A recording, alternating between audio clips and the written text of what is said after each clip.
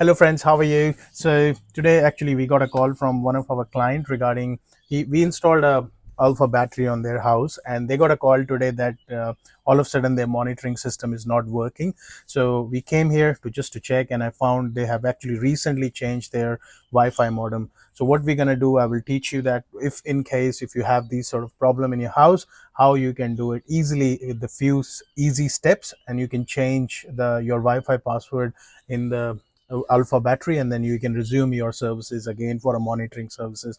So let's show you that how you have to do it. It's very simple. So that's the Alpha battery which we have installed. So all you have to do, take the okay, so in order to do that, all you need a small mobile phone or a laptop or iPad, anything. All you have to do is, first of all, you have to download this Alpha app.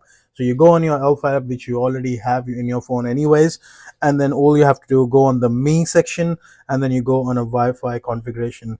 Allow once, that's next, this, and then automatically you will see this is the series of this serial number of this Alpha battery.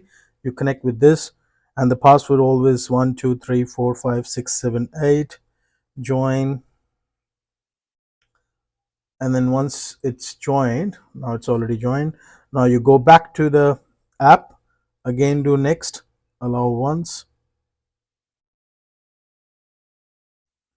and now you will see all the Wi-Fi which is nearby over there. So now I got the username and password from the customers. I'm going to put this, and I will show. So once you put the password, and then it will show you like this.